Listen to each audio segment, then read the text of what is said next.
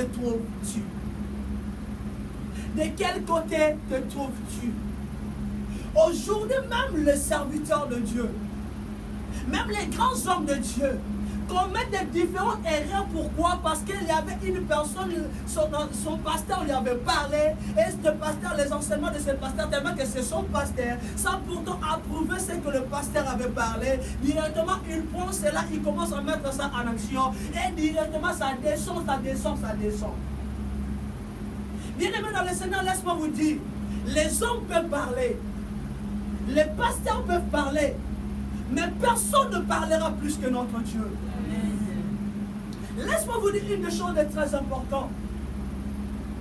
Aujourd'hui, bien aimé dans le Seigneur, la croix du Christ, l'œuvre de la croix du Christ qui était le scandale, bien aimé, de l'intelligence de l'homme, bien aimé, aujourd'hui commence à mettre en péril. Pourquoi? Parce qu'aujourd'hui, les gens nous montrent qu'il y a des combats. Et si Christ nous a rachetés, quelle est l'importance du rachat de Christ? Connais-tu réellement le Dieu de la vie?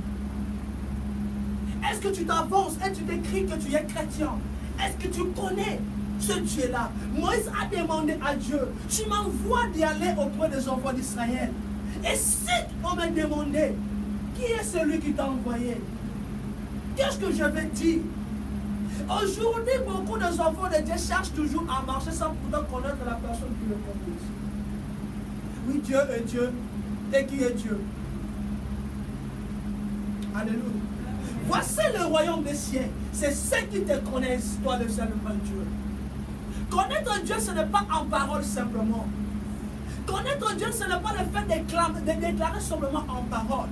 Connaître Dieu doit se mettre aux actions. Parce que pour que Dieu habite à nous, nous devons faire l'action de croire en lui. Alléluia. Connais-tu réellement le Dieu de la vie? Beaucoup de nos connaissances sont fausses à cause de deux choses très importantes. La première des choses, c'est le manque de relations personnelles avec Dieu. Des choses très importantes que nous devons noter. La première des choses, c'est le manque de relations, d'avoir la relation personnelle avec Dieu.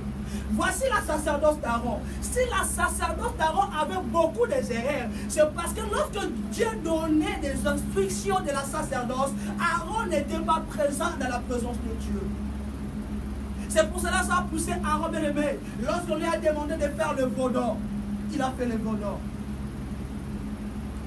Bien-aimé, laisse-moi vous dire une chose très importante. Tant que vous n'êtes pas en relation directe avec Dieu, en relation personnelle avec Dieu, tu auras la difficulté d'avancer dans le domaine de Dieu. Tu auras la difficulté de laisser que le berger puisse te conduire. Si David avait dit que l'Éternel était mon berger, c'est parce que David connaissait le Dieu de la Bible.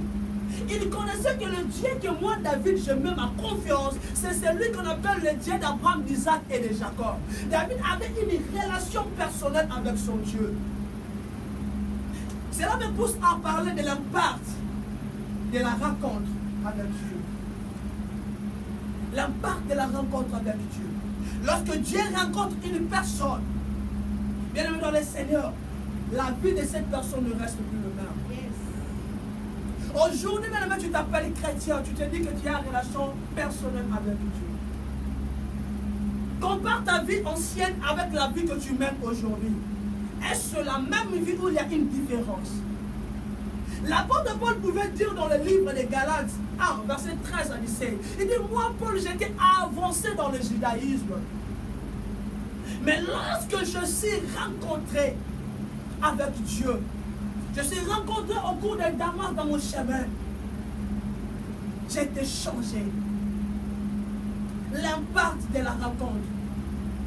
Dieu est celui, lorsqu'il vient dans la vie d'une personne, quel que soit que cette vie-là, bien aimée, ne donne pas de fruits, cette vie-là va donner le fruit. Parce que Dieu sera l'engrais le plus important pour faire en sorte que cet arbre puisse donner le fruit. Aujourd'hui, les chrétiens ne produisent pas parce que, bien aimé, ils ne sont pas en rencontre directe avec leur Dieu. Tu connais Dieu et Dieu est qui pour toi? Quelle est la relation que tu tisses avec ton Dieu? Ce n'est pas une relation communautaire. Alléluia. La relation personnelle. Es-tu en relation personnelle avec ton Dieu? Et lorsque je vais parler de Dieu de la Bible, nous allons dire à comprendre beaucoup de choses que nous n'avons pas compris. Alléluia. De quel côté appartient-il? Oh, mon pasteur avait dit, nous voilà, j'avais causé avec un frère. On partageait avec lui. Tellement qu'on partageait avec lui, je lui ai dit, voici ces enseignements qu'on est en train de vous dire, c'est pas comme ça. Regardez, la Bible est en train de dire comme ça. Quel est les enseignements qu'on est en train de vous donner sans pourtant avoir des textes bibliques? Je lui ai dit, oh, c'est l'inspiration. Je lui ai dit, l'inspiration ne peut jamais venir sans les Écritures. L'inspiration vient toujours avec les Écritures. Quelle est l'inspiration qui vient en dehors de l'Écriture? Ce n'est plus l'inspiration de Dieu. Il me dit, c'est parce que le pasteur a été dit. Mais laisse-moi vous dire une chose de très importante. Que le pasteur ou soit le prophète ne puisse jamais vous perdre de salir. Mais laisse-moi vous dire une chose de très importante. Le pasteur ne vous donnera jamais de salir. Ni moi je te donnerai des salis. Oui, on doit obéir aux hommes de Dieu. Parce que la Bible nous demande d'obéir aux hommes de Dieu. Je ne suis pas en train de vous prêcher de même pour vous révolter des hommes de Dieu. Mais il faut toujours chercher à avoir les relations personnelles avec Dieu. Parce que ce jour-là, lorsque Jésus viendra, il viendra prendre les gens qui étaient en relation directe avec lui. Amen. Alléluia. Amen. Beaucoup des erreurs sont faites dans les ensembles de Dieu. Aujourd'hui, nous voyons, aujourd'hui, le pasteur commence à coucher. Les hommes de Dieu commencent à coucher avec leurs fidèles. Pourquoi? Parce que le fidèle sait que là, si je ne fais pas comme ça, parce que le pasteur, c'est mon pasteur. Laisse-moi vous dire une chose de très importante. L'apôtre Paul nous dit, enfin, obéissez à vos parents selon le Seigneur. Même les serviteurs, obéissez à vos maîtres selon le Seigneur. Si on m'envoie dans une des choses et que je trouve que cela n'est pas écrit dans l'écriture, je ne le ferai pas. Quel que soit ce que tu es, quel que soit que tu cries le fait descendre de haut jusqu'en bas, je ne le ferai pas. Ne savez-vous pas que Moïse partageait une intimité avec Dieu? Mais lorsque Moïse a transgressé la loi de Dieu, Dieu lui avait dit, tu n'entreras pas dans les Canaan. Laisse-moi vous dire une chose de très importante. Nos relations doivent être directes avec Dieu et non avec un homme. Amen. Connais-tu le Dieu de la Bible? Connais-tu réellement le Dieu de la Bible que tu sais? Quelle relation tisses-tu avec ce Dieu-là? Quelle relation? Aujourd'hui même, les serviteurs de Dieu commettent des erreurs graves dans la sacerdoce parce qu'ils n'ont pas une relation directe avec leur Dieu. C'est parce que mon pasteur m'avait enseigné ceci. C'est parce que ceci, on m'avait enseigné ceci. Je ne peux pas vérifier. Directement, je dois marcher cela comme cela. Et jusqu'alors, ça continue dans la perpétuité des églises. La parole de Dieu, il est écrit dans le livre des Proverbes 30, verset 5. La parole de Dieu est approuvée, devient le bouclier de ceux qui cherchent en lui son refuge. Tant que cette parole n'est pas approuvée, cette parole sera simplement le logos de la vie d'une personne.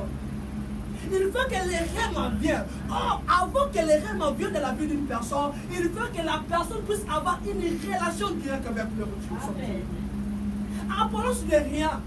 Ce n'est pas celui qui arrose qui est quelque chose. Ce n'est pas celui qui plante qui est quelque chose. Mais c'est celui qui fait germer qui est quelque chose. Ce n'est pas ni Apollos. Vous verrez, tellement que notre pasteur parle ceci et que ce pasteur-là défend ceci. Bon, nous, on ne peut pas entrer là. Ah, ce pasteur-là, c'est que le pasteur-là parle ceci. Alors, laissons-le. Nous allons seulement suivre notre pasteur. Oh, nous voyons, c'est un grand pasteur. Laisse-moi vous dire une chose très importante. Grand, ce n'est pas selon les hommes, mais grand, c'est selon Dieu. Être grand, ce n'est pas selon les hommes.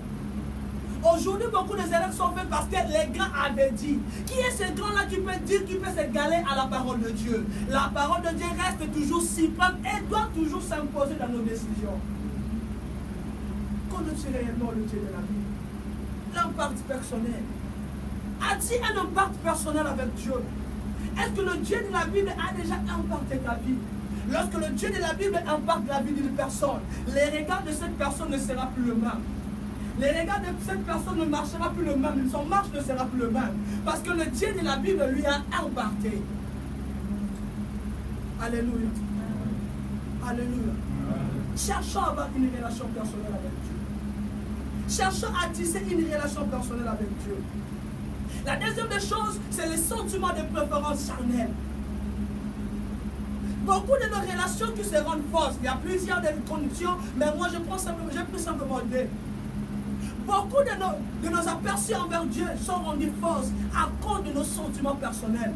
Voilà ces gens qui sont là, nous sommes pour Apollos. Nous sommes pour notre église. Notre église nous dit ceci. Voici notre pasteur nous dit ceci. Voici notre femme nous dit ceci. Voici cela, c'est dit ceci. Cet homme avait dit cela. Alors qu'est-ce que la Bible a dit? À cause des sentiments de préférence. Les sentiments bien aimés font chuter beaucoup de gens. Beaucoup de gens ont été chutés dans leur foi à cause du sentiment. Alléluia. Beaucoup de gens ont été chutés de leur foi à cause du sentiment. L'apôtre Paul est en train de dire, ce n'est pas moi, Paul, qui est quelque chose. Ce n'est pas ni Apollos qui est quelque chose. C'est le Dieu de la Bible qui est quelque chose. Toutes les serviteurs bien-aimés que Dieu dispose dans le corps du Christ, c'est pour simplement chercher à amener ses enfants dans le bon lit et forme dans le marche de la domaine de Dieu. Les serviteurs que Dieu, après la Bible dit ceci.